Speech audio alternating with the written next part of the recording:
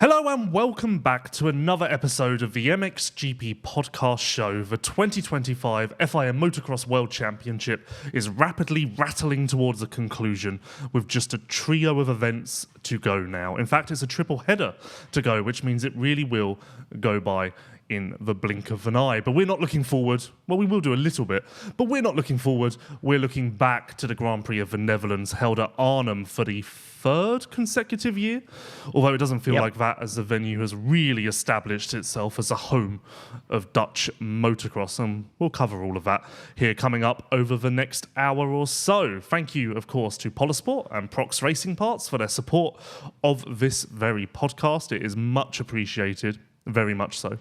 And thank you, of course, to my co-host, who has turned up once more, despite a hectic MotoGP, MXGP collaboration over the weekend. It's author of Motorcycle Grand Prix Insider Stories from World Championship Racing. Yes, you got it. Such a practical title. Thanks, Lewis. That's quite a build-up. I feel like a boxer. Actually, I probably look like one as well because I've just been for a run in 30-degree temperatures with a ridiculous amount of humidity in Barcelona. So apologies for the tomato-like impression. But yes, all good. Hectic back-to-backs as well in MotoGP. So trips to Austria and Hungary, just one day at home between those races. And 3 in a row for MXGP. Goodness, I can't even remember where we went now. Czech Lommel? No, 2 in a row. It would have been Czech Lommel, weekend off. 2?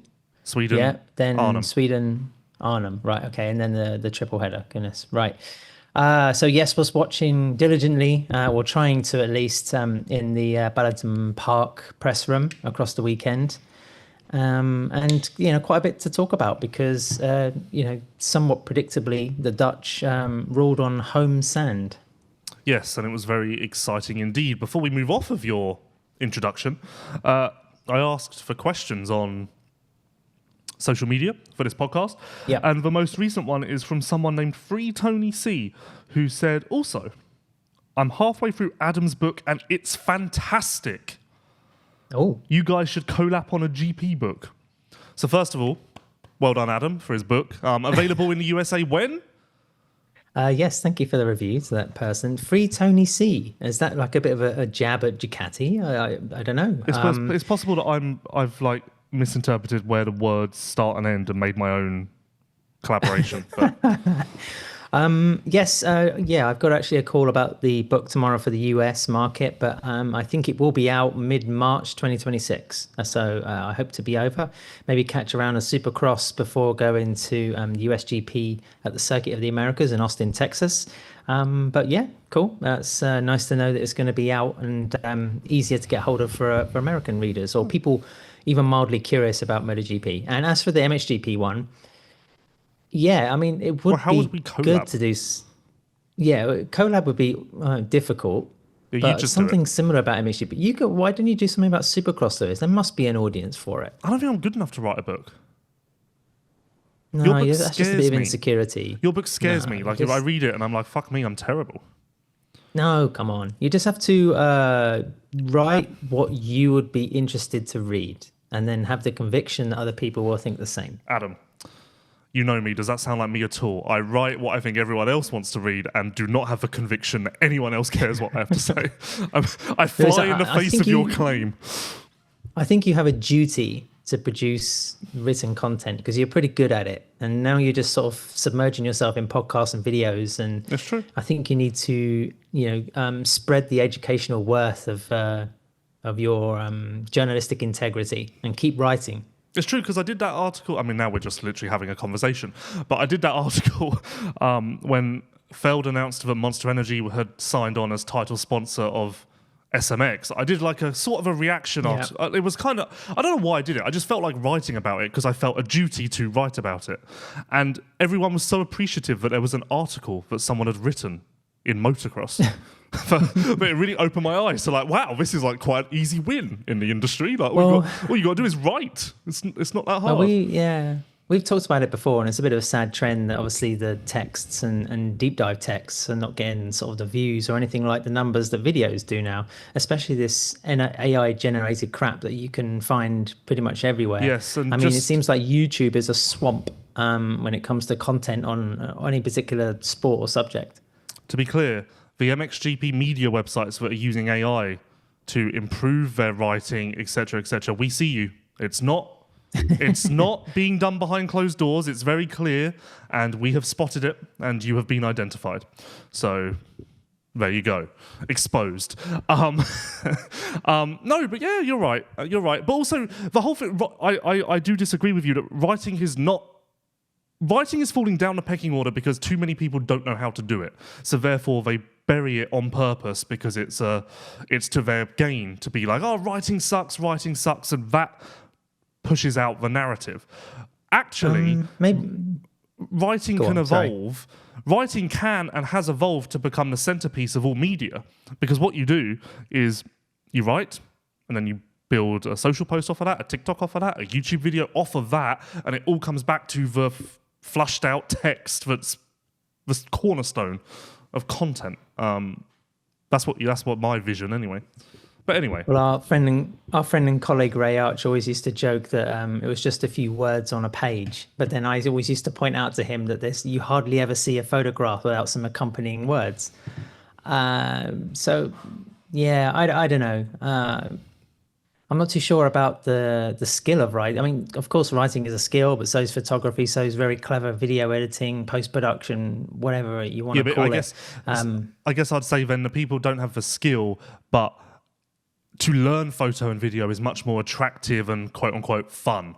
So that's the path that everyone, as we've seen, everyone goes down because it's the lower-hanging fruit, I guess, or the shinier fruit. Yeah, I think it's more just the mannerisms of consumption. You know, when and where do people read? Are they quickly escape into the bog to sit there and flick through their phone? And are they really going to read like a 2,000-word story while sat doing their business? Are they reading at work? So does that mean if you generate a text around a weekend or a holiday period, just zero people are going to read? I think it's hard to really put a pin in it now. Whereas video content, you can just sort of blast off. But don't you notice it? Because, you and I, for example, we talk quite a lot on WhatsApp through voice notes as opposed to texts. But they are longer to listen to, aren't they? As opposed to a text which you can scan like in seconds and get the gist of. But listening to a voice note just takes more time, more investment. And it's the same for a podcast. I mean, I kind of listen to podcasts when I'm walking in the street, going to the supermarket, going to the gym, or driving in the car. I mean, I guess they're the main sort of times where you can't read. You need some other sort of stimuli. But I think there is... I guess I'm maybe a bit of a stick in the mud, but there is a place for good texts. And that's why I've just been throwing up MXGP text now and again on sort of the OTOR Substack. Yeah, no, there's a place for everything in this world. We can all live harmoniously together. And a true media site ticks every box. And in my opinion, no one is doing that in motocross, and I'd have to look at MotoGP and everything, but no one is ticking the writing, the TikTok, the YouTube, the podcast, the Instagram. Like, no one is actually ticking every single box, which is possible. You just got to have a bit of a strategy. But I think it's credit to, say, take a sport like MotoGP. If you put Marquez in a big inflatable suit and had him bouncing around, you'd probably get hundreds of thousands of views and engagement on Instagram or TikTok or whatever. So, PR staff don't have to necessarily acquiesce to journalists' time or requests, because Marquez could do 3 interviews, which would take him 30 minutes, but then, can bounce around his inflatable costume for 10 minutes and get much, much more engagement. Is that the word? Yeah. So, it's credit to those people that they still value podcasts, they still value text, they still value credibility over just the numbers. So I think that's an important thing. But this is why I think, you talked about your dream podcast with the winner of the Dutch GP, now on 110 career victories. And I just hope you'll one day do maybe a deep analysis of his career, because Jeffrey Herlings just keeps giving us reasons to talk about him, to write about him. And then in the space of we're in August, maybe in 4 to 5 months, we're going to be writing about him all over again because of the seismic change that allegedly could happen for 2026. Well, we haven't done a Pixar reference in a while. Have you heard or have you seen Cars the Third? Cars 3. No, what was the one where they known. did a world championship? That was number 2. Yeah, that's number 2. Well, in Cars 3, Lightning McQueen's team manager wants him to retire because he thinks he's all washed up, and he brings him into a room with all of this merch and documentaries and like this is how you're going to make your money now. The guy was a villain. I am ultimately going to be that villain in Jeffrey's life because one day I'm going to be like, this is all the money we're going to make and you need me for all of it. So we're going to do books, we're going to do documentaries, we're going to sell this, we're going to sell this, we're going to sell this. So that is where my life is heading. I just need him to sign on, although he may be too busy in a hard hat doing real estate. Yeah, exploitation. But then again, I'll quite happily get involved in his real estate side because that seems to be quite lucrative. So any outcome is favourable. If we do ever sit down and get an interview with this guy, and I texted him this morning just to say, I texted him this morning to say, congratulations on the win. It's still amazing to watch you ride the sand like that. Just to say, what's the story with the nations? Because obviously he's been omitted from Team Netherlands for Ironman, and no reply. So, just Jeffrey just sort of being a bit inconsistent like that. But, that's obviously a contentious subject. And so that's why I'm saying if we ever get a chance to sit down with him, we have to say, what comes for you next? Because, we've said before that what a competitive animal, a man obsessed with one thing, or maybe two things. How does he replace racing in his life? I'm really curious to sort of know what like a 45-year-old Jeffrey Herlings is doing with his life. Okay. No MotoGP this weekend, correct? No MXGP? No MXGP. You're going on vacation or are you just around? I'm gonna walk up a very large hill with my wife. That's the provisional plan. Okay. If I message Mr. Herlings now and say you've got 7 days to prepare, we just want you for 30 minutes, will you be around if he by some fucking miracle says yes? I will be around, no problem, because I also know it's not going to happen. Okay, I'm not going to send a message. No, I was talking to him yesterday. The thing with Jeffrey is, he's much more interested in, actually, that's not true. I was going to say, he's always quick to reply if it's a message about like the goings on in the world.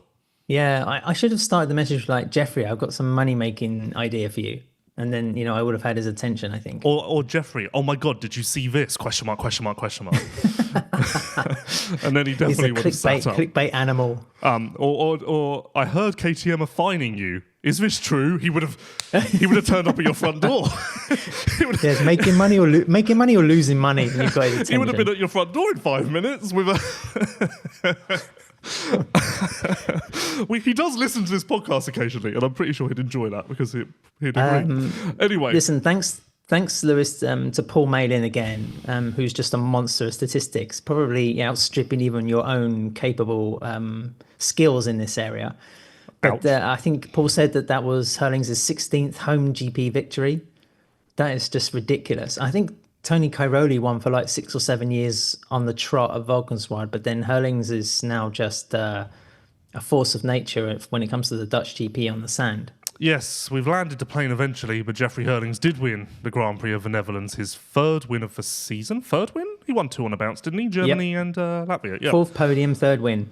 Yeah, which is kind of striking in itself. His 49th Premier Class victory, his 61st, he has 61 in MX2, so to combine, they make 110.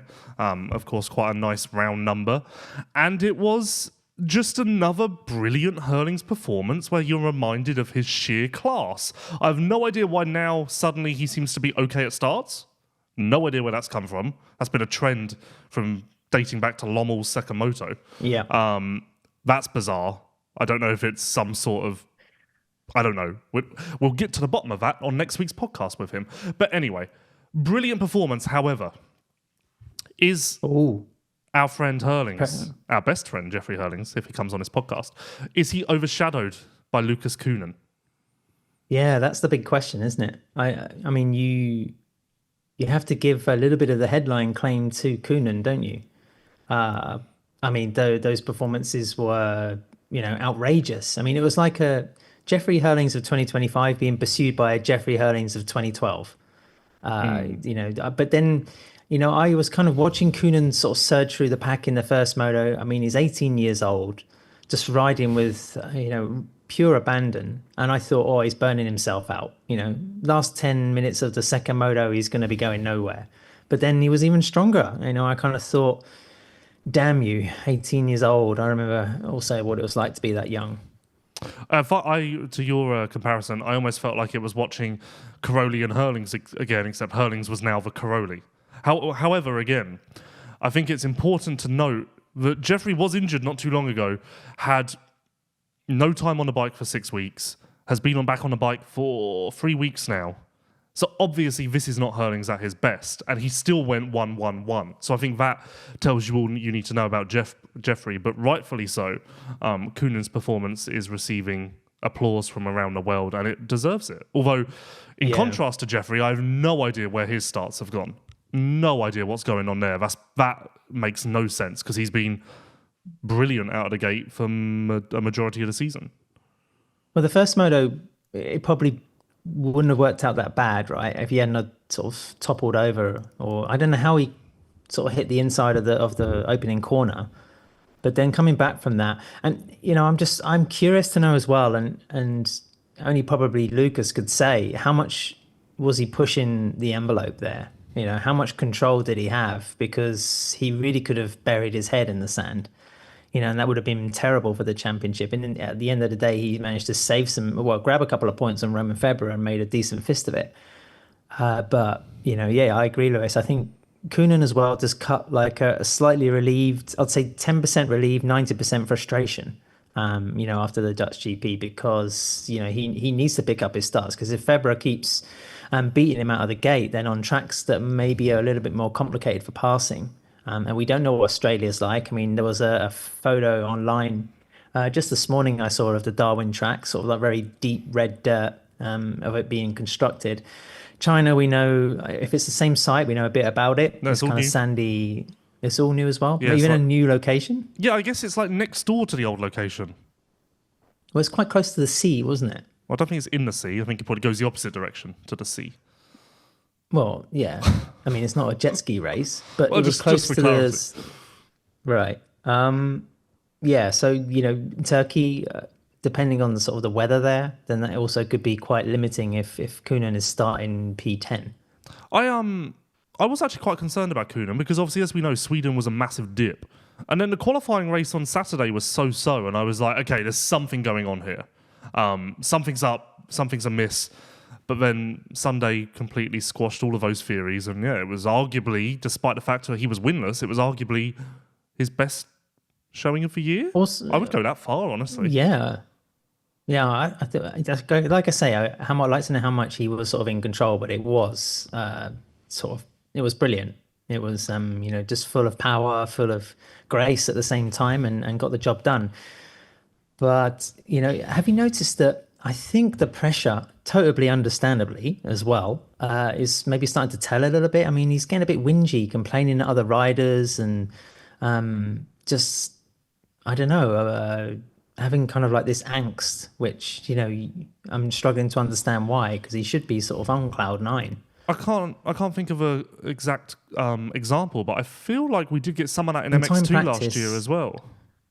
Yeah, in time practice, he was waving his arms at slower riders and stuff like that, as if everybody should sort of automatically get out of his way. And I was kind of thinking, look, because it doesn't work like that, mate. If you've got a superior speed, then you just need to figure out a way to go around. And, in the sand, in theory, that should be a little bit easier. But we know that Arnhem, the name of the track escapes me now. It's like 3 words, but it's tight. It's quite compact. It's not sort of an expansive free-flowing circuit in the way that Lommel can be. Yeah, it's funny, people... So the thing within MXGP now and in front is that the venue needs to be suitable for MXGP and it needs to have room for this and room for this and room for this. Arnhem arguably doesn't fit that criteria. So it's curious that it's become such a staple so quickly. It's a tremendous Grand Prix. I have no... negative comments from that point of view.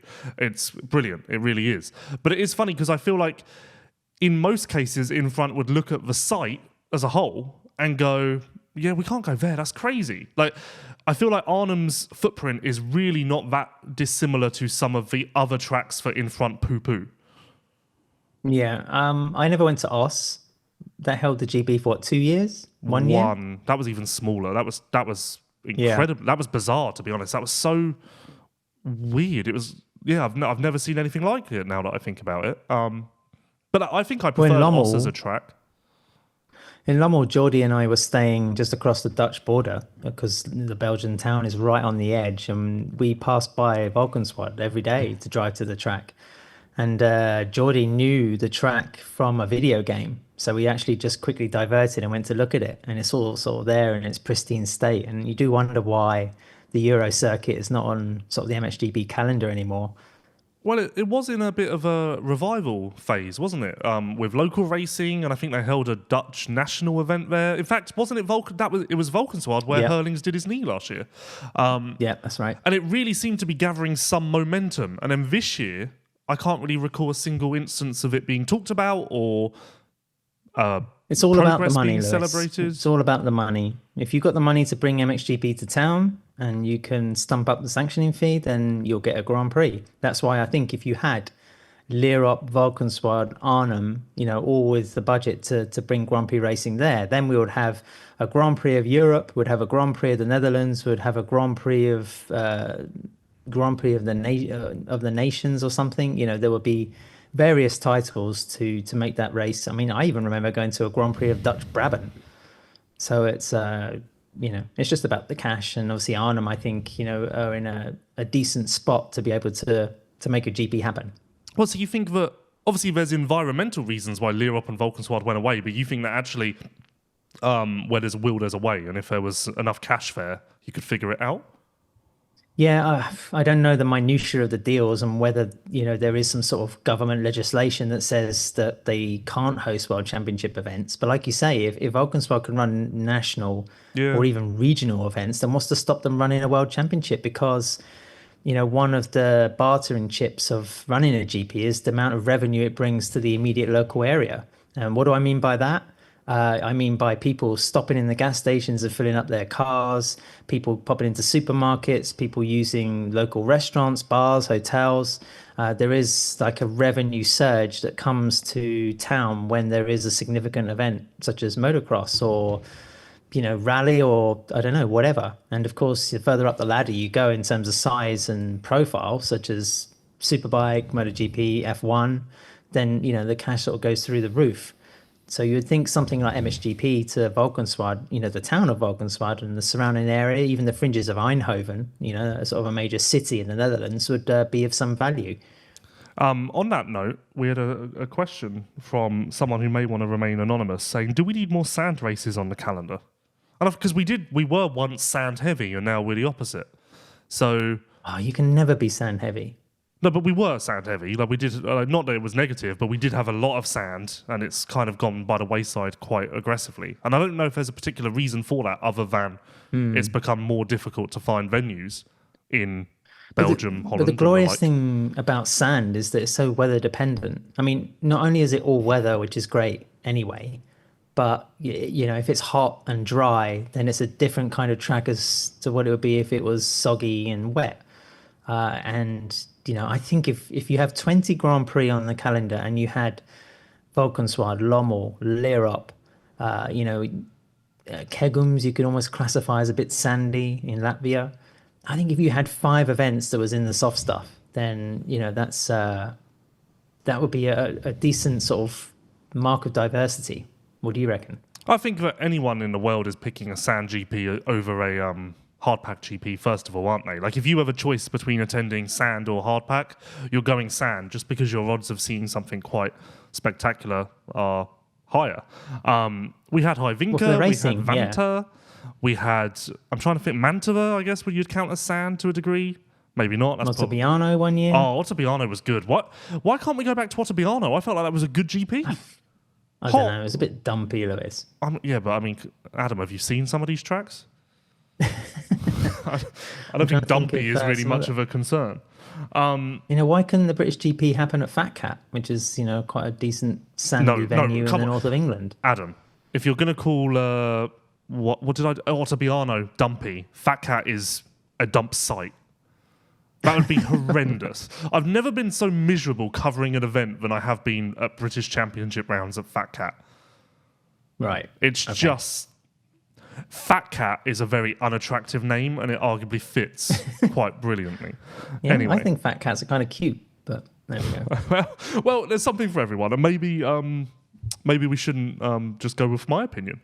But you mentioned the economic benefit to an area, and I'd just like to say that I want to give myself a massive pat on the back because not only have I supported the Latvian Grand Prix so aggressively over the years, but when I was there, yearly, they would have representatives there doing surveys with everyone. How much did you spend on food this trip? How much did you spend on gas this trip? Yeah. And I would always bump up my numbers just to help the GP along.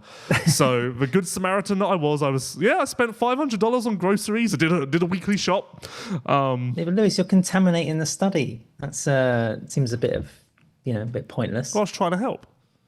No? Yeah, but that's not honest. Do we want to talk about Jeffrey and the Nations? It's puzzling, isn't it? But then the decision was obviously made pre-Dutch GP. And you could understand because Herlings is still racing himself back to form. And even if you included him in now, would he, maybe it's a bit harsh, but would he make it to Ironman? I mean, I think it's a no-brainer. I mean, he's even won the national at Ironman. Put him in the team. No, it's a no-brainer no matter the context. It's a no-brainer. It's Jeffrey Herlings. It's God on a motorcycle. If Italy still want to run Tony Cairoli, then why on earth are Team Netherlands not taking Jeffrey Herlings with full respect to the riders that are already in the team? I do understand it from a logistical point of view. Like you say, like if Herlings were to get hurt the week before the Nations, then what do? I don't know. I guess you figure it out.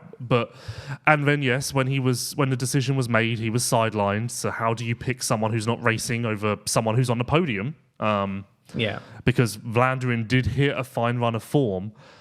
Is Jeffrey exactly motivated for the Nations? I don't know. Like, I don't know if Jeffrey's I think he would be. I don't think he's kicking and screaming over not going. Like, I don't think he's outraged. But to race in the US and be on the same track as Jet, Hunter, Eli, Sexton, I think, Herlings is a big-time racer, isn't he? I think he'll be quietly gutted that he's not on the team. If I had to speculate, if he answered my message. Well, Adam, you never know with Jeffrey. Maybe there's a midweek race in Wales going on. There's some international in Luxembourg. Maybe he's got a commitment in Wales on the Wednesday night, and there's no flight that can get them there quick enough. But again, Lewis, think of. If you put Herlings in, that's your marquee name. Glenn Coldenhoff is having got on the podium again, of course, at the Dutch GP. He's having a fantastic season. Looks like he's going to wrap P3 in the championship. Still no news on what Glenn's going to do in 2026, which is another sort of mini travesty in itself. And then Kaider Wolf, again, just showing his sort of his worth in the sand, closing the championship, to less than 20 points now with Simon Längenfelder? Yeah, 15. 15. I mean, that's nothing, is it? I mean, it's just over a qualifying race if someone doesn't classify in Turkey. For me, if you put Coldenhoff and you put De Wolf there, they're already like very strong informed riders, and add Herlings to that and his propensity for producing, big performances on the big stage, then, it's you would have had easily a podium contending team there. I don't think he's kicking and screaming. I do believe that. But in all seriousness, like the midweek races in Wales are more beneficial than doing the Nations from a cash perspective. No. Not that there is one of those. Wait until a week before the event, and I bet there'll be a couple of maybe posts on Instagram or something. Well, I'm not going to see Jeffrey now in 2025, so it's sad. It's heartbreaking, in fact. I do want to say about Jeffrey, those who watched the telecast would have seen that Dirk Gruebel, a recognisable name to many, and face, accepted the team manager's trophy. Long-time technical coordinator, then team manager of the Herlings wing of Red Bull KTM. He left the paddock full-time at the end of 22, I want to say. Yeah, for health reasons. Yeah. But he's been back in the paddock on occasion this year, and Arnhem marked his 100th win with Herlings. So he missed 10 of Herlings' wins, but Dirk is, I don't think there's anyone in the industry who has a bad word to say about Dirk. He's honestly one of my top 5 favourite people in the sport. Great guy, great mind, great talent. Yeah. And it was just nice to see him on the podium, and it's really nice to see him hit that 100 mark with number 84. Yeah, a good sense of humour. Dirk was working at KTM before he took a brief sojourn to work for BMW, when BMW, at the end of the previous decade, the noughties, decided to sort of pursue a motocross and enduro program and then dumped it, after 2 years. And then he came back to KTM for 2011 and was working with Jeffrey since then. So that's Herlings' second season. He would have been 16 years old. And there's no other team manager, I think, who's collected as much glory with one single rider. And I was actually swapping some text messages with him earlier this morning. Claudio Ducati, for example, has probably easily surpassed 100 GP wins in his work with Tony Cairoli and various other riders. I'm trying to work out who would have been the first GP winning rider for Claudio back in the 90s. It maybe would have been someone like Claudio Federici, or did Kiko Chiodi ride for him? I'm not sure, but then obviously Cairoli came in and started his avalanche against the statistics. And, who else? Lewis, has won Grand Prix for Ducati. Tano Leok. Yeah, that's a pull. Ken Dadaika. No. Yes. Dadaika won GPs for KTM. I think he did. Hold on. To the spreadsheet. And then obviously Jorge Prado taking a lot as well. Mattia Guadagnini. Dadaika won Honda, Suzuki, and Yamaha, but never in KTM. His last He GP. never won Really? He might have won a moto. Hold on. I feel like he did win a moto. That rings a bell. Yes, he won was two on the podium motos. a lot. He won 2 motos in 2013. Those were his final moto wins of his career. Podium-wise, as you just mentioned, he had 3 podiums in his first year with KTM 2012, 6 in 2013, and then 1 in 2014. In fact, Dadaika arguably put me on the map a little bit, because speaking of writing, it all comes around. When he was announced as Ducati's second rider, the KTM PR, which you probably wrote in a funny turn of events, I kind of read like Pitt's quote and everything as it was very much phrased in a way that like Ken is the backup to Tony Cairoli. And I wrote, again, writing, an article on, it would have been MX Vice at this point, but it would have been like my 3rd ever article in my life, saying like, oh, I think Dadaika deserves more credit than that. Like Dadaika can win GPs, like blah, blah, blah. And Pitt actually somehow found my email and emailed me apologizing for the PR coming across that way and saying that he really believes in Ken Dadaika. That wasn't me that wrote that text. Okay. Oh, right, okay. Yeah, well, funny, but then you were right, Lewis, because he never won a GP. Yeah, well, no, that means KTM were right. I was wrong. But you can imagine how much I shit myself when my phone went off and it said email from Pitt Byra, and I was like, oh fuck, because that would have been at that point I still was like, I'd never spoken to anyone and had no mouse. relationships with anyone in the sport. But anyway, that is beside the point. So championship wise, Febvre now leads Coenen by 31 with 3 rounds to go. It was a valiant effort from Coenen in Arnhem. He took 10 points out of Febvre. Actually took 11 points out on Sunday, but lost 1 on Saturday, so evened out to 10 points. And I think this sums it up perfectly. That was a brilliant opportunity. If he does that again over the next 3 rounds, he still comes up 1 point short. So I just don't think it's possible. I really don't. And we're now going to Turkey, where we will probably have 19 riders. China, where we will probably have 16 riders. So, yeah, I do think MXGP has reached a natural conclusion. It's all about who's going to fall off, isn't it? And that's why, I think Romain will be kicking himself for that mistake in the second moto, that meant he didn't get any higher than 8th place. Because was he 3rd in the first moto? I think considering Herlings' start and his pace and the way that Coenen was ripping through the pack, I mean, like I mentioned earlier, I thought Lucas maybe would have tied in the second moto, and Febvre perhaps may have expected the same. He would have thought, okay, listen, I'll take a P3. I lose, 2 points to you after this race.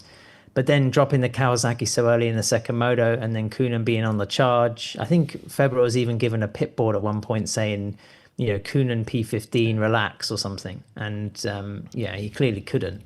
So there was a little kind of margin of points he conceded there. But like you say, Lewis, it's because there are going to be fewer riders in these next sort of far-flung races, then these two guys really need to stay on two wheels, because you now get into a razor-sharp point where mistakes are just going to possibly trash a championship.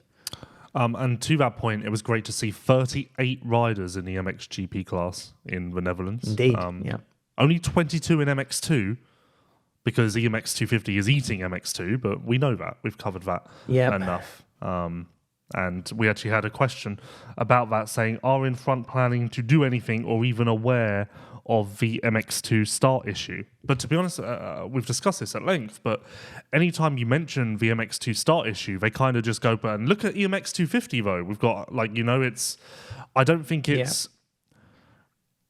each class is isolated as its own issue. I think as long as the bigger picture has some positives like EMX numbers or whatever else, then that's pass in the eyes of the powers that be. Also, think that EMX 125 is a filter series. EMX 250 is a filter series in which every rider pays an entry fee to make it. MX2 is a filter series. So therefore, it's just working to develop talent to pump them into the premier class. What I don't know is how much, in-front motor racing are really sort of starting to prioritize MXGP as the main sort of event, the main selling point of the World Championship. I know this is something that's happening more in MotoGP at the moment, where, Moto2 and Moto3 are being, I'm not saying pushed to the side, but there is a clear distinction there. What is the show, what people are turning up to see. And it's these howling 1000cc, 300 horsepower machines in the Premier class, even though you do get some fantastic racing in the other categories. So I think the fact that there's 20 riders at best sometimes in MX2, it looks terrible. And as we said, there are ways to fix that, I think. But I don't know if in-front motor racing are really that perturbed by it, or if they're sort of pushing to try and find a solution. I mean, what is the solution? If you're not on an Austrian bike as well, then you're not really going to be doing anything, with a small slice of credit to the Triumph boys. Get rid of EMX 250. I would quite happily allow you to rename MX2 to EMX 250 or something of the sort, and then streamline the process. You go 125, 250, 450, take some emphasis away from MX2, put it on MXGP, which is their goal anyway, so tick, tick, tick.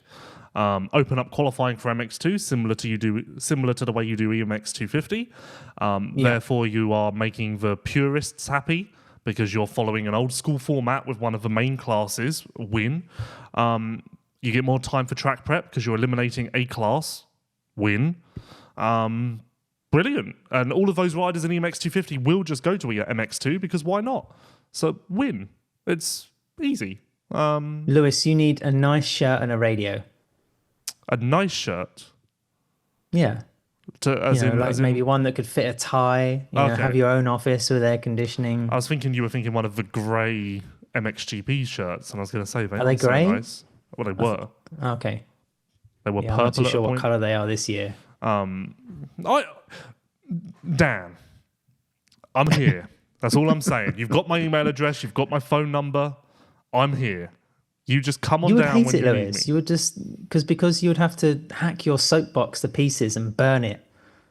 You'd be shackled by the politics and the diplomacy of this very complicated weave that is international motocross. People will be misspelling your name when you suddenly turn up on television in other series. It would go really poorly as well because they'd put me in a position of power, and then Ben would get a bad start, and suddenly there'd be red flags. Like, no, we need to start again. And we'd be on our 7th restart of MXGP Moto 1, and no one would know why. I might start calling you Lewin Phillips or Lucas Phillips. Yeah, cool, yeah. Whatever you want. As long as I get my way, that's all that matters. You mentioned it, but Coldenhoff took his 6th podium of the season, which matches his career high in a single season. So full props to Coldenhoff. And once again, I think it's surprising that arguably standing construct KTM were his best years because he was winning GPs and all of that sort of stuff. But the only other time he got 6 podiums in one season was 2022 with Yamaha. So I think, I mean, podiums or wins, you need to weigh what means more, but I think we all overlook his Yamaha period, and I think we all overlook Glenn Coldenhoff on the whole. And as you mentioned, no deal for next year. It seems like Ducati is his only option in the MXGP paddock.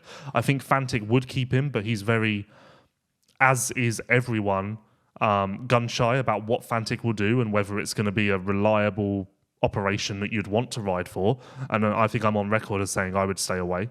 I've even told riders I disagree. that. No? Yeah, I mean, I think Fantic have shown this year that they have a competitive bike. Yes, but you can get on an MXGP podium. I know you're talking to the kind of the Louis Vosters setup, but if you take the competitive state of the machinery now and put it into another team, then there has to be some sort of residue from that. But so do you think that Fantic have proven themselves this year, or do you think Wilbo have proven themselves as a team this year? I mean, Louis Vosters' team has everything you'd need of a top flight MXGP team, and that's clearly why sort of Ducati are transferring their interests over there. But then the Fantic bike itself, I think I interviewed Coldenhoff at Lommel, and he says he hasn't touched it since the winter. So they clearly have like the technical staff at the factory or around them. They have a platform that can sort of produce the goods at the highest level.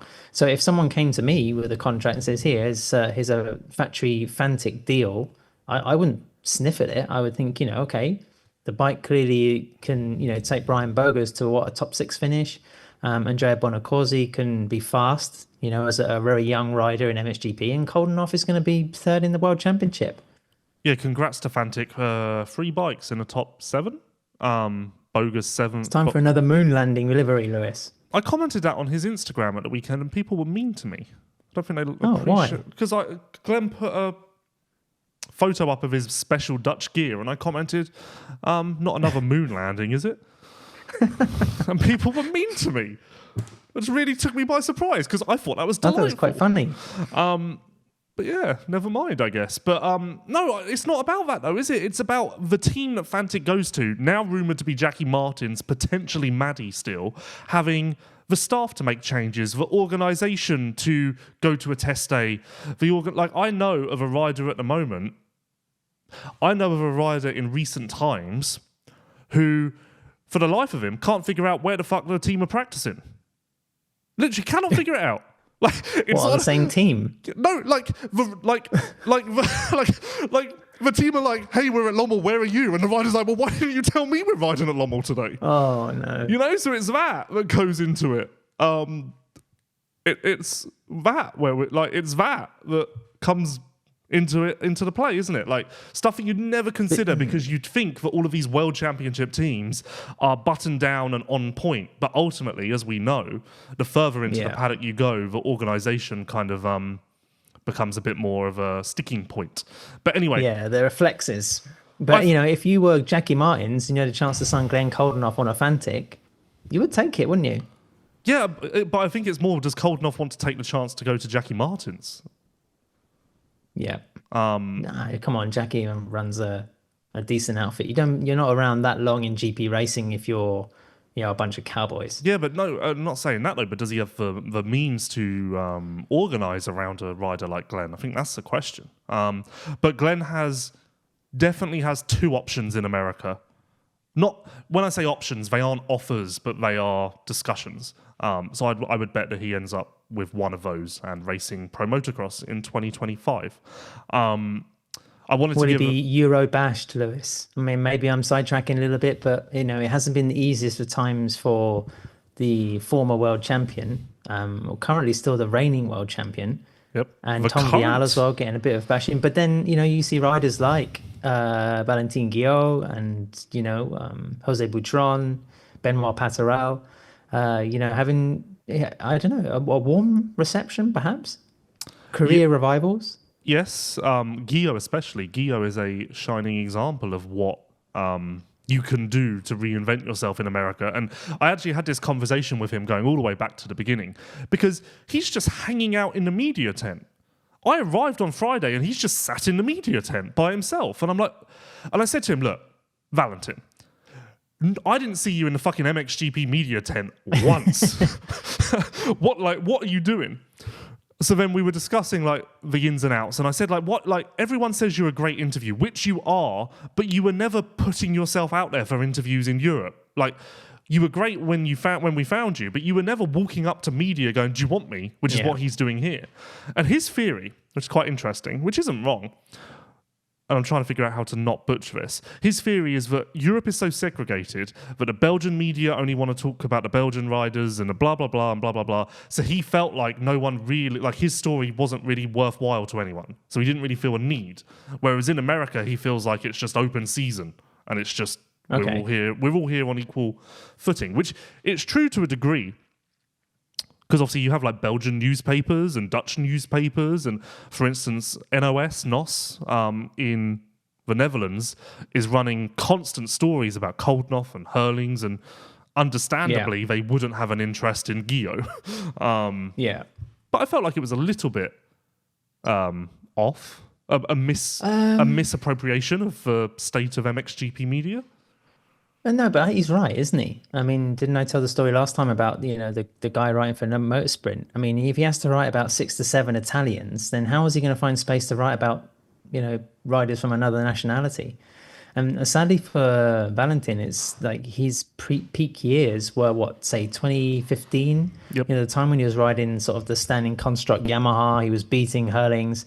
He was whipping like he was doing a freestyle contest at Matterley Basin. I mean, he was like this roaming 250cc show across the World Championship.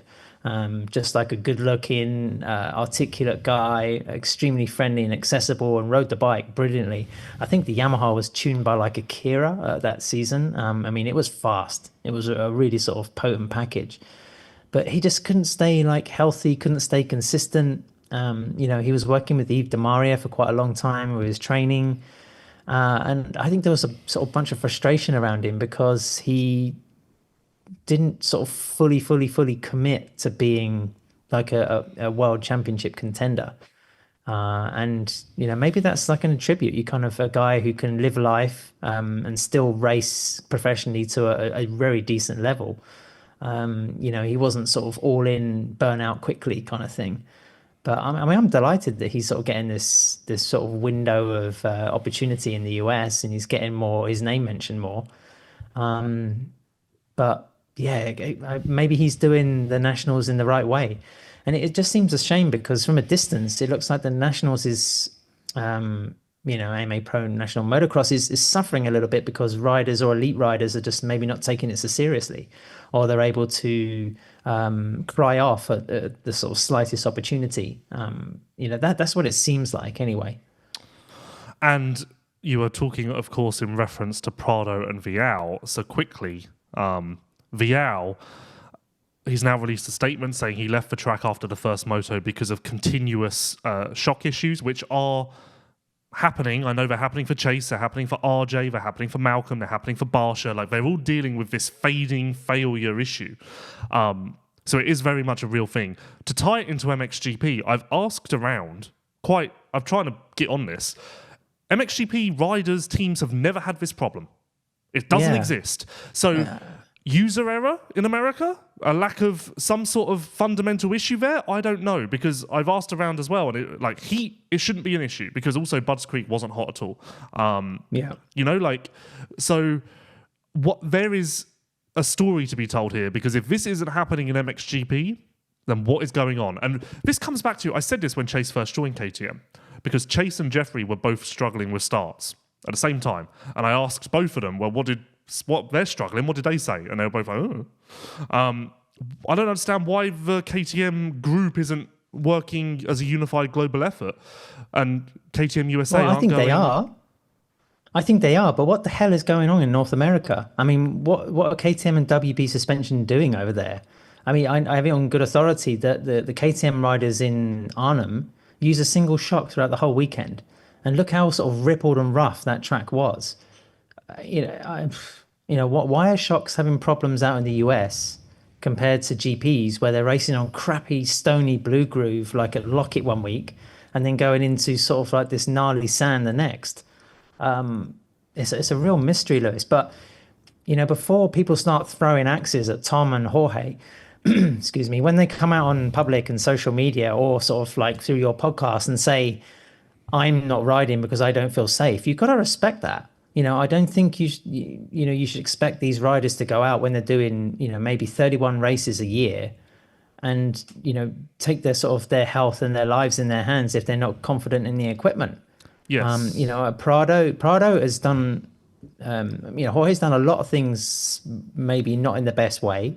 Yes. But then I also think he's stuck, because he's trying to ride a motorcycle that he has zero faith in.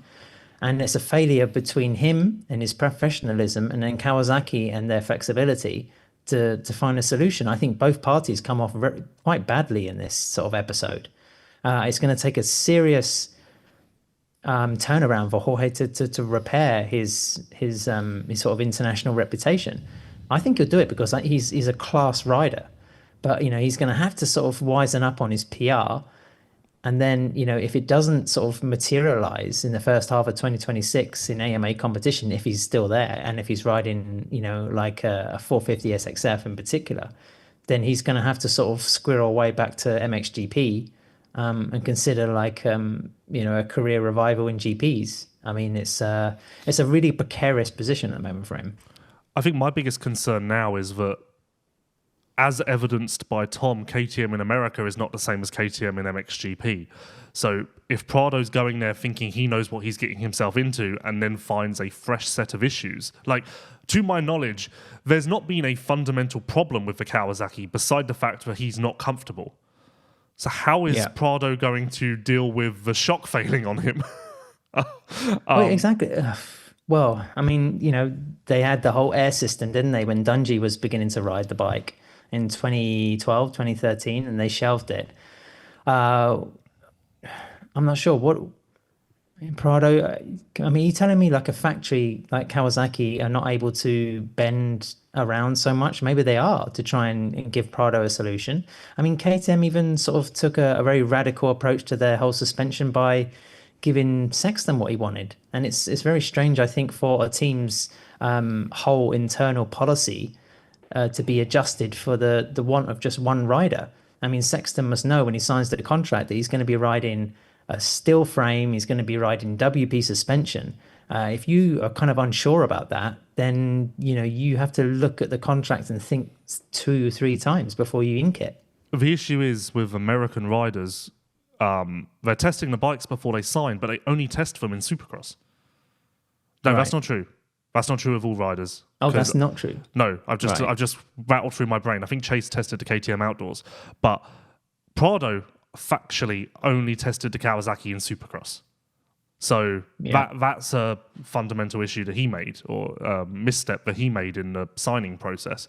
But I don't know. I do think, from what I hear, there is a hope that they can bring a KTM to the nations that's basically specced out to Prado's GP bike from last year, and he wants to race that and he wants to prove a point. And fuck me, if he comes out and goes 1-1 on a KTM at the nations, the world's going to explode. Screw the nations. No one's even going to remember who won or what goes on. It's going to be the Prado event. I don't know if that's going to happen because the Kawasaki separation is not exactly going swimmingly, as proven by the Instagram post by Prado and the comments by employees. But haven't they been deleted? Yes, but Prado's it did post... seem a bit of it did seem a bit against corporate kind of guidelines. I mean, you understand the emotion, but this is what happens when you don't handle a PR situation well, I think. Yeah, and this is also where, I said this on my American podcast, I think this is where the sport is almost growing at a rate that the industry is not ready for, where publicists are now becoming more and more of a issue and a need. For instance, Vial got a lot of backlash from Budds Creek because Ian Harrison got out in front of it first with his PR quote, as he should have done, and props to Ian Harrison for actually shedding some light on what happened, because 10 times out of 10 in this sport, we just never would have known where Vial went. Vial, knowing that was coming, probably should have tried to get an Instagram post out quicker than that, or that would have helped steer the narrative in his direction. So I think that as time goes on, the agents in the sport and the riders and the teams are going to have to start thinking about this a little bit more, whether they use the media or not, or just use their own social media. I think there is going to be a bit of a desire to push their messaging quicker than others. Vial essentially took the route that Prado didn't want to take. He said, I'm downing tools. I don't want to ride because I don't feel safe. Whereas Prado at least made a start and then thought, I'm pushing, but I don't feel safe here. I'm backing off my lap times. Which one looks worse? I don't think they're in the same category, and I think that everyone that's putting Tom with Jorge is... it's not fair, because Tom has given his all in America, and he's crashed in practice in Supercross horrifically, and then lined up for the heat race and finished on the podium. And it's one very small instance of this happening, and to his credit, he does have an exact reason for it, that being a shock failure. Whereas Prado is more of like... it's more of just a general issue. Like, well, what's the problem? Well, I'm not comfortable. That's more general than, but then the front wheel fell out. If Jorge has an issue where he has zero confidence in the motorcycle, he doesn't know what it's going to do, to the point where he can't run. He's had the whole mental thing of like, I'm not going to be winning here. I'm not even going to be in podium contention. I'm being passed by riders that I would have maybe lapped in MXGP. There's that side of it, as well as like having zero confidence in the machine that's between his legs. I can't imagine how you handle that. What do you do? Do you get off? Do you walk away? What is the honourable thing here? I don't think, at least you could say at least he tried, but then also that didn't look good. Tom came out and made his statement, but then it wasn't a synchronized thing with KTM. It's really awkward. Also it's Prado's first year in the US, Lewis. There is that whole acclimatization thing as well. He's been asked to ride on tracks that he doesn't know, has never seen, and he has to learn in 10, 15 minutes in the morning of one day. It's not like he's racing at, say, Lommel, where he's done 1 million laps since he was 13 years old. I think I don't agree with Jorge's conduct with his public statements in pre-season. I think he was over, what's the word? He was overconfident. I don't know. He went a bit too far. But then, I don't think he also deserves this sort of to be vilified like he is. There has to be some understanding of the bigger picture. Yes. I just don't know what that bigger picture is now, because it's so far gone and Prado's name is so far in the mud, and Jorge Prado is the current world champion, but that feels like another reality. Trying to not qualify ultimately isn't a great look for anyone. On the KTM side, I'm very, very curious, because what happens if we get to the Nations and all of the American-based riders, of which I guess there will only be Chase actually, and then who will? Well, let's say Chase has a shock issue at the Nations, and then the European riders don't.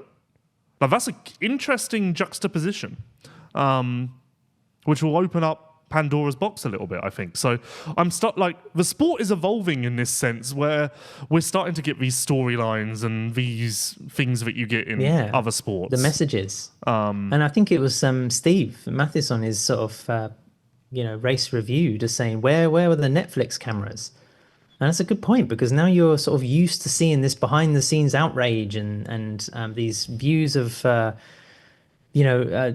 sports stars dealing with issues. I think the whole public perception of what is going on, needs a review.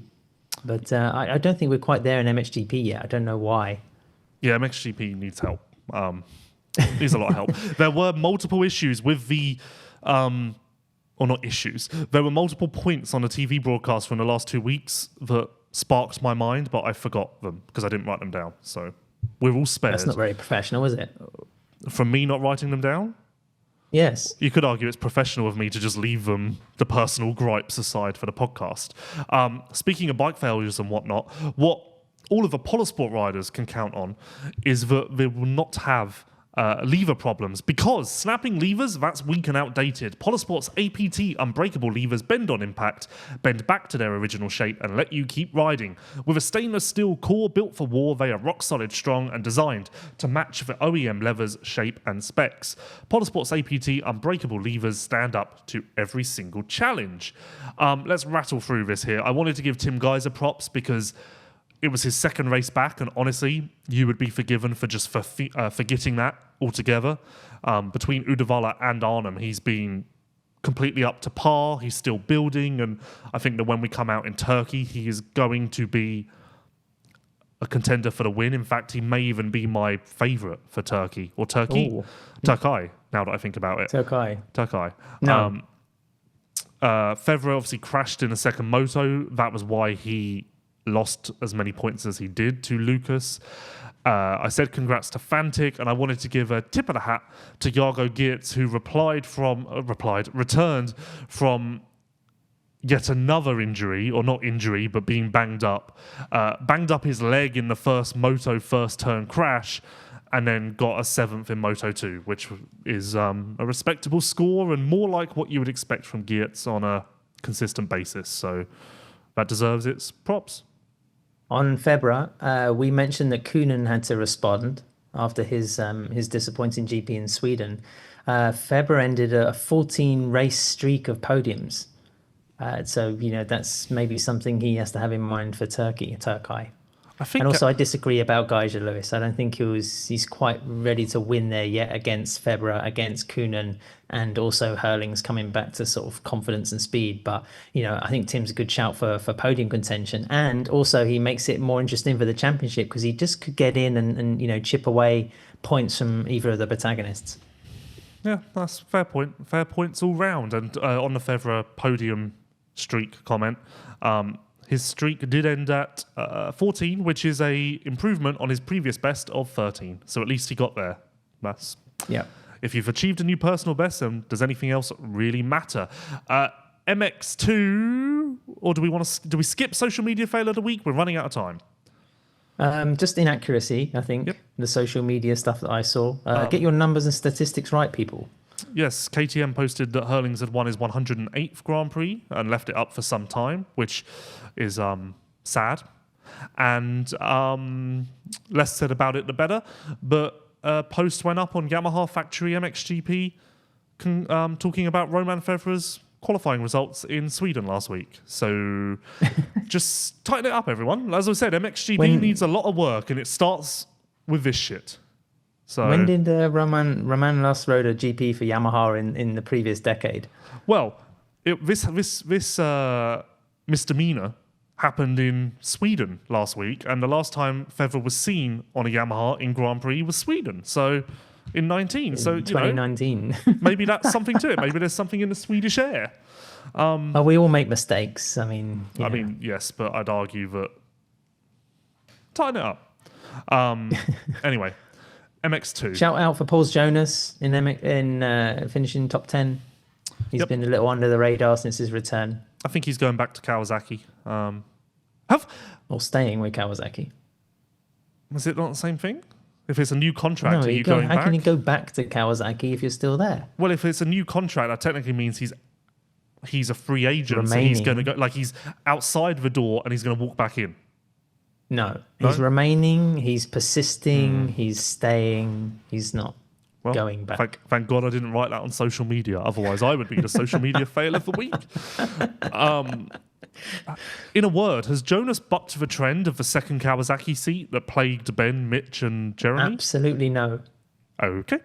That's okay. He needs to get more results than this and stay injury free. But he could be on the way.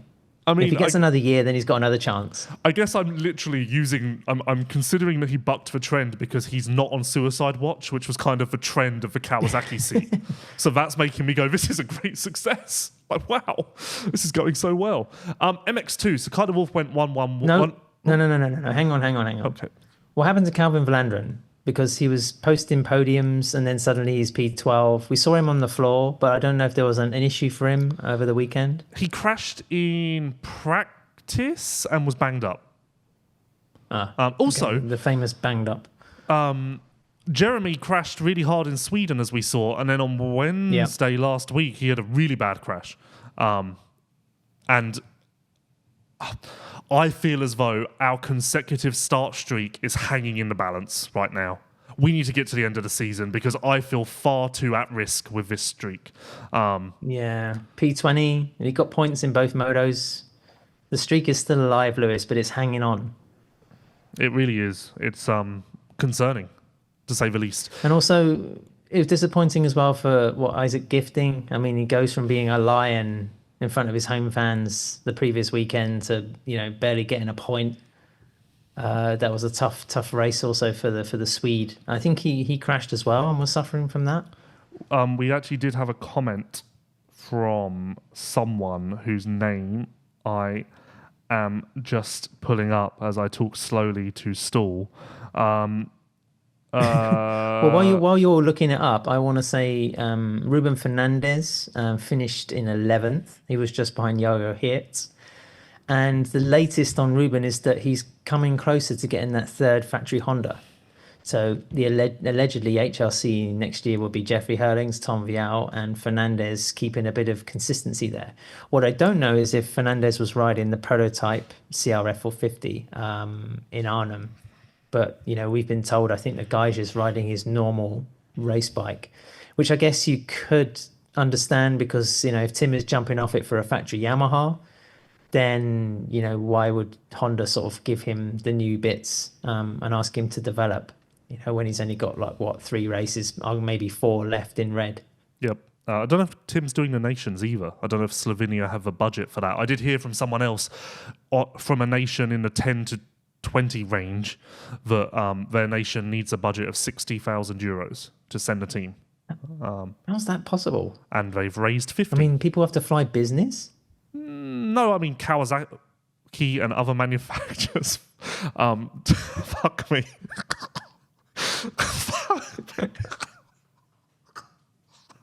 Listen, Lewis,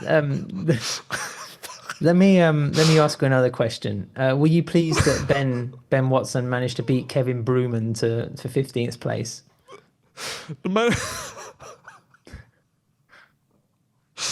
Come on, hold it together. You're not on Pulp MX now. The manufacturers charge for their rider to be on the nations, to send the bike and stuff, I think. So I think that's where a lot of the costs come from, because obviously you need to source bikes and hotels and everything else.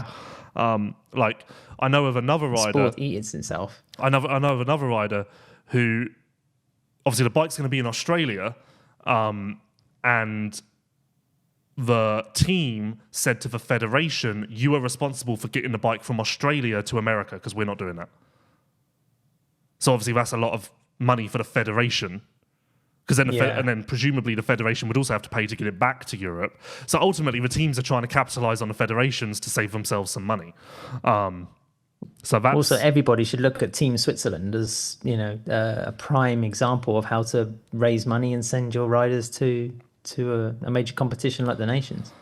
Speaking of Bruman, I did have to laugh when I was reading a PR about the Australian Grand Prix, which is 1 month away, and the track looks quite nice. The dirt looks appealing, I have to say.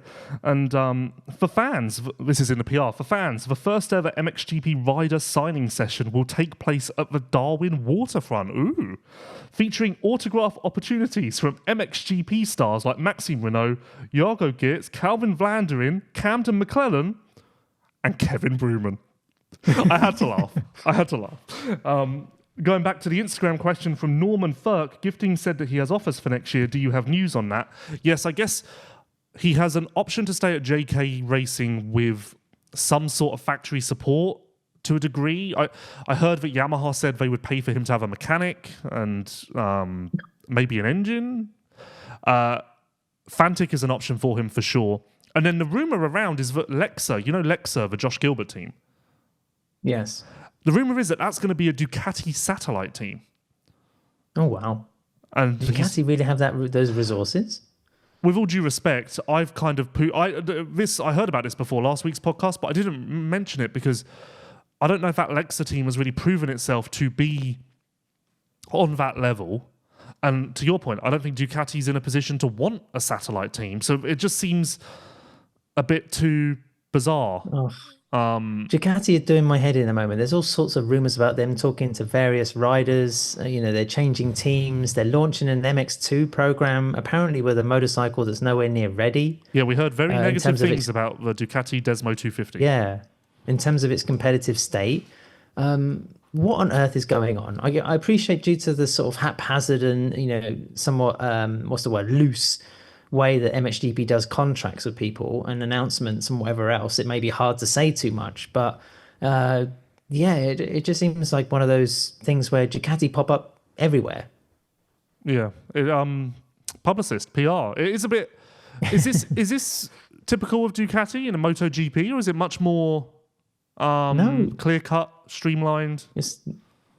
I mean, Ducati are kind of like KTM in motocross. I mean, they are sort of maybe the largest, most successful, or most high profile faction in the discipline, in the series. On that note, we still don't know what KTM are doing with 2026, but they also have larger issues at hand. But yeah, to answer your question, no. It almost feels like Ducati's a little bit overexcited at the moment. I think they just need, as is normal for a new company in a brand new sort of occupation, they're trying to work out who is the best group and the best people to ally with to chase success. I think it's been a little bit trial and error. Yes, indeed. MX2, because we need to get you off this podcast. MX2. Coldenhoff went 1-1 on Sunday, took however many points out of Simon Längenfelder. It's now down to 15 with 3 rounds to go. We know Turkey's going to be hard pack. China is, I don't know what you'd call it, normal dirt. Clay, I guess, and Australia looks beautiful. There's some rumours that Australia looks sandy, but from this single photo, it doesn't look sandy. It just looks like orange clay, like you'd find in Brazil, maybe. Can I very quickly on that, Lewis? Can I just state I hope it's great, but I suspect it won't be, because it's going to be one of those new build tracks where lines are going to be weird. The consistency of the dirt is going to be weird. It'll probably be water to fuck for MX2, just like it will be in Turkey. So that's another element of luck that comes into it. Fingers crossed it's good, because it looks good. But then, just as usual with these new sort of pop-up tracks that haven't been bedded in, there is potential there for it to be quite unpredictable. It looks, from the single photo, it looks like there's some elevation. I don't know, I'm not so down on it. Yes, it's a pop-up track, but I assess those in comparison to other pop-up tracks, and this looks like it has some potential. Yeah, but it's all about the dirt, isn't it? It's all about the prep. So if it's just sort of carted in from somewhere and laid there and nicely profiled, then that's 5% of the job done. It's about how it sort of forms up and makes lines throughout the weekend, and that could be something that decides the championship. So, who wins MX2, Kai or Simon? Well, you seem to think that Simon last time had an unbreachable advantage, and now look. I still 15 points is a lot, and I still back Simon because I just think that he's just got to keep it together. Which I disagree that 15 is a lot. But, I think there is every possibility that Simon, like he's done once or twice already this season, can bounce back from this. And let's be honest, after Lommel, Coldenhoff was always going to obliterate everybody in the sand. Cool riding gear, by the way. Even my 16-year-old son said, what was the Wolf wearing this weekend? He looked pretty good. I think the ball is very much in the hands of Kai. I also just wouldn't rule out Adamo as well. I mean, he took the qualifying heat win. His Alpine Stars pants stayed in place, and he's still in the game. He's 55, 65, 75. He's 38 points behind. Yeah, I mean, what's that? I mean, if you win 3 motos on a weekend, it's 60 points. Okay, I'll accept that he's still in the game, but let's just say that he's on the bench. Can I also say, Lewis, that the problem of having 2 back-to-back flyaways at the end of the season is that it does throw a little bit more onus into the hands of the mechanical side of the sport, because teams are working out of flight cases. They don't necessarily have shitload of gear with them. It's not like they can suddenly magic another engine if one blows up. There is a possibility that that side of the motorsport sphere comes into play. Yeah, I just still think, well, first of all, on Kai's gear, you are a soccer fan. Don't call it soccer. Well, yeah. For the people. It's quite a big deal to collab with PSV like this, right? 1.4 million followers. They were posting about it. They were into it. Like, a big deal for our sport, for MXGP and everything. Yeah, definitely. It looked good. You know, that was the important thing. So I picked Simon. It sounds like you're picking Kai. I'll go with Kai, and I also think he's more likely to be on a 450 next year. Of course, he will have to be if he takes the championship again. And I just say, look out for Adamo. I think, you know, he still has something to say in this championship. In fact, I wouldn't be surprised if somehow he ended up P2 at least. I will look out for Adamo as he collects his bronze medal at the end of the year, yes. No, I think Adamo's too far out to even consider it, to be honest. But stranger things have happened, and yeah, I guess we will see. Adamo was great in Arnhem, though, second overall via a third place in each moto. So props to him, and props to Sacha Coenen, who has been on a consistent run that we're all overlooking. Everyone was quick to laugh and make jokes and all of that stuff, but he is quietly stringing together, I think, 7-8 Grand Prix now in the top 5. So, it deserves... Yeah, but still making mistakes, you know, still taking whole shots when riders like Tony Cairoli and his MX2 Pomp would have just, you know, finished off a moto. Jorge Prado doing the same thing. You know, Sacha, let's give him his credit. He's on the way. I mean, he's maturing and making less critical or less spectacular mistakes like he was in 2024. The way it's going, you know, he's very much going to be a guy who could sort of amass a shitload of points in 2026. Yeah. Do we need to give credit to people like Rick Elzinga, or is it just because it's a sandy GP we expect to see him up there? I mean, I don't know if 7th is outstanding for Elzinga, is it? Well, he's barely figured, has he, this year? No, but I don't know if I ever expected him to be honest. Oh, okay. Poor Rick. Okay. Okay, well done, Rick. We're we're really proud of you. Just to end, because you've got to go, but there were 2 questions. Just do a couple of questions. We're good. It's very stressed. I'm on deadline with tech stuff, Lewis. Simon Finn said, thoughts about Febvre's return to the GP paddock. Has it been on par or not? I expected a bit more, to be honest. And I ask this because someone did, in the American paddock, stop me and went, do you want to know who I'm really impressed with this year? Febvre. And it really took me by surprise. And I think it comes down to what expectation was. Because I think wrongfully, felt like Febvre would be similar to Sacha Coenen. 3rd or 4th most weeks, lead some laps, win a moto, you know? But honestly, he's been barely relevant, as harsh as that sounds. 17 GPs and 1 podium finish. I would have expected more, to be honest. But then, you know, first year kind of as a factory rider with Triumph, give him 2026. You know, if he still has only 1 podium finish this time next year, then, there's a state of alarm, perhaps. Yes, and also, actually, we should talk about this because there's a question from Matthias van Vlerken. Ducati had meetings with Renault. Is Yamaha blocking it the hard way? I do hear now that Renault may stay at Yamaha, and this may not eventuate. So watch this space, I guess. I don't really know why or what the ins and outs are, but it does sound like he may stay at Yamaha.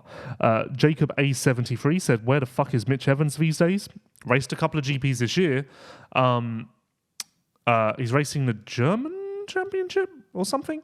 And he'd been talking to him lately, actually. He's re-emerged, been talking to him, and he wants to come on this podcast. Oh, right. He's got some stuff to get off his chest. So... yeah, poor Mitch. Just that wrist injury was the ultimate kicker, wasn't it, really? And also, to that point, I meant to mention it. I did message Prado about coming on this podcast this week just to see if he wanted to, but he didn't reply, which was predictable. Anyway, some people want you to expand on the Marquez comparison to Prado, but let's just save that, I guess, because we've... Very quickly, Mark rode a Honda his whole career since coming into the MotoGP class in 2013 as a 20-year-old. Set records for being the youngest rider to take, I think, pole position and a win, I think. And Jorge did the same thing as a 16-year-old with Red Bull KTM. They both, I mean, Mark won championships obviously in the Premier class. He won championships through all the classes. Prado did the same. And then in 2024, Marquez sliced off a 25 million euro a year contract to ride for a satellite Ducati team on a year-old bike for nothing, for bonuses, because he knew that getting on a Ducati was the only way to, put himself back into the championship hunt. He has now won 7 Grand Prix in a row in 2025 as part of the factory Ducati team, and he's won 14 starts, because in MotoGP you have a sprint and you have the Sunday race. Jorge Prado jumped out of Red Bull KTM, as you know, to factory Kawasaki, and he hasn't adjusted, whereas Mark had a year-old bike but was able to make it work. Aside from that, phenomenally talented Spaniards, former Red Bull darlings. Any other comparisons? And they both love motocross, I guess. That was fairly efficient. Well done. Concise, thank you. Blake Maitland, this is actually the one question I wanted to ask. Blake Maitland said, what's more successful, Aprilia or Beta's current project? And I thought that was really interesting. Beta. I think because Josh Coppins was finishing top 10. Yep, so my gut reaction immediately went to Beta as well. And then to be honest, I look back on Aprilia and think of it as just being an absolute fucking disaster. But But as you mentioned, Coppins was, I'm just pulling it up, 2010. I think sixth. Was his best finish, around 6 or 7. He was 12th in the 2010 championship and consistently 7 to 13, let's say. Right. Again, first context, because Aprilia is a brand inside the Piaggio group, which I think might be the second biggest motorcycle manufacturer in the world. Or around there, I don't know. It's a huge corporation. So Beta are sort of a very small, privately run Italian constructor. So there's like a bit of a David and Goliath thing there, certainly in terms of resources and scope, I'd imagine. Technically, I'd say the Aprilia was incredibly ambitious, much more than the Beta. So you have to give them that kind of those kind of props. Even if ultimately it did fail because it was a concept that was expensive and it wasn't going to work for motocross. Coppins was the right rider at the right time to sort of make it look like it could be competitive, but ultimately it wasn't. So, was that better than Beta or not? I mean, Beta is still there racing and they're trying to do a supercross program. Like Fantic, maybe just with the right people and the right time, it could turn around. I don't know. I think the key is in the wording of the question. What's more successful, Aprilia or Beta's current project? I would argue that Aprilia was more of a project, whereas Beta is more of a, we're just going racing to promote our bikes. Aprilia was a real project to build something new and, go against the status quo. And I think that is a key difference between the two. I think Beta's more just, I don't think Beta has aspirations of winning world championships. Yes. I'd like to see what Aprilia do, Lewis, because they're racing in rally. I don't know whether they'll go off-road because, let's face it, the Triumph motocross project, as well as Ducati's motocross project, I mean, they were, 5-year lead times, and they were born around sort of the pandemic time when a lot of people were perhaps finding ways to entertain themselves, once lockdowns are finished, people were sort of cycling and exercising and doing whatever they could, as a reaction to that. In budget-wise, I think both Ducati and Triumph are probably thinking, right, okay, let's keep reassessing this, if I had to speculate. Will Aprilia go motocross racing again? I think that's something, I don't think it's a ridiculous question. And also, as just a side note of curiosity, the person who was in charge of the Aprilia technical division at the time when the project was being phased out in Josh's sort of season there was Gigi Dall'Igna, who is now the sporting director of Ducati Corsa and basically the man who's been the architect of Ducati's utter dominance in road racing. So there's a man who knows what a technical package can do. Can we assign you the job of doing an interview with Aprilia about their intentions and whether they would come back? Yes. They would never say anything if they are, but I remember doing an interview once, with Gabriele Mazzarolo, the owner and sort of president. No, it's probably the wrong word. The owner and CEO of Alpine Stars, and asking him outright on the record if Alpine Stars were going to make a helmet. And he sort of categorically said no. Helmet's not sort of really our business. And then a couple of years later, they have a helmet both for the street and for off-road. So I think if factories have a bit of a secret dedicated project then, or an R&D mission going on, then they certainly won't tell a journalist. But maybe you can get an interesting quote about Aprilia looking at different forms of racing. Could be an admission. I mean, I would guess they won't say yes, but they may say no. Yeah, true. And finally, Cody Siller just said, Lewis, when are you going to write a book as stellar as Adams? Never. I may write a book, but it won't be as stellar as Adams, which is available in the United States in March 2026. Look at that. We've managed to go full circle. I'm going to badger you for podcasts in March 2026, Lewis. But you should do one. I think you should keep it as like a little bucket list thing. I'd like to do I would genuinely like to work with Jeffrey on like a biography or something. Mainly because that would interest me greatly to unpack everything and like... and I think it would sell. Why hasn't anybody done a book about Ryan Villapoto or Ricky Carmichael? I mean, I think there was one about Rick Johnson, if I remember rightly. I think Villapoto was kind of in like a dip in interest years. Carmichael's got this documentary that they're trying to pitch to Apple TV and Netflix and everything, but I guess they still haven't sold it. But they're trying. It's produced. I think it's 2.5 hours long. It's done. It's just not ready, or it's not. Carmichael's got to be. Perfect season. Revolutionized the sport with training. Alden Baker. He kind of reinvigorated Team USA. He retired early and then went on to do NASCAR. I think there's like a really good sort of book project there. I heard that they were pitching the documentary as the greatest sportsman that you've never heard of, which is actually quite a good like tagline, Do you think people haven't heard of him? I remember him being on MTV Cribs. He had his own video game. I'd say behind Jeremy McGrath, he has to be the second most famous name in motocross. Yeah, but I still think if you poll 100 people, if I go outside right now and poll 100 people, I think maybe I'd get one. And I'm not even confident I'd get that. Maybe people will say Travis Pastrana first. I don't know. If you say, tell me a motocrosser. Yeah, well, you've got more chance of... If you say to people, have you heard of Travis Pastrana, you've got a better chance of people saying yes, for sure. In Europe, no. Tony Cairoli was on the face of Red Bull cans in the supermarket over here. That's a pretty big deal for MXGP. Yeah, I don't know why Jeffrey's not been on. Or has he? I don't think he has. Jeffrey's not really a master of promotion, is he, Lewis? No, let's be honest. He's left so much money on the table. It's sad. Yeah.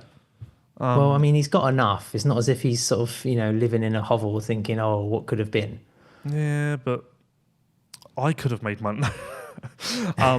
Just to tie this Carmichael all together. Also, one more thing. I think Zach Osborne would be a good... his story would be good for a book. Well, because, child star, didn't make it, had to go to Europe. All the travails with Steve Dixon alone would make for a chapter where you'd be shaking your head and laughing at the same time. And then coming back over, Las Vegas, that's a story and a half, I think. I think that should be your next project. We talked about it, but... I don't know. It's just finding the means to do it. Zach's obviously in a different continent. I thought you were working on a book for another rider, ex-rider. Sean Simpson. That's the still one as well that has to be done. Is it like still in the plans, or has it been squashed? No. It's still in the plans. I still have the recordings. Okay, that's good. The interviews of family, friends. So it's gone that far. It's gone that far? Okay. And just to tie this all together, we talked about nations, we talked about budgets. You were in Hungary at the weekend. The Hungarian Motocross of Nations team has attempted to fundraise their way to the nations. They've asked for 23,000 euros. The fundraising has been up now for a very long time. I want to say almost a month. And they've raised 300 euros. So if anyone wants to help Hungary, At the moment, they're not even going to cover food.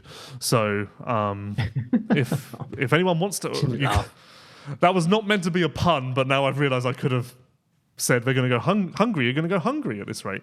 But if you want to donate, Google it and you'll find it. And maybe we can help Hungary get to the nations. We're not all bad. The MXGP Podcast Show has really just grown, and we are... we're an we can help agency Hungary now. with their appetite for the Motocross of Nations. If only people knew what the MXGP Podcast Show was trying to put together in the MXGP paddock. We've really just expanded outside of this little box that people are watching us in. Speaking of what about expansion, our fundraiser, Lewis? For what? For the nations. We've been able to produce some, mini podcasts each day. Yeah, that is the plan. So our plan is to do Friday, Saturday night podcasts, maybe at the hotel, maybe at the track with special people.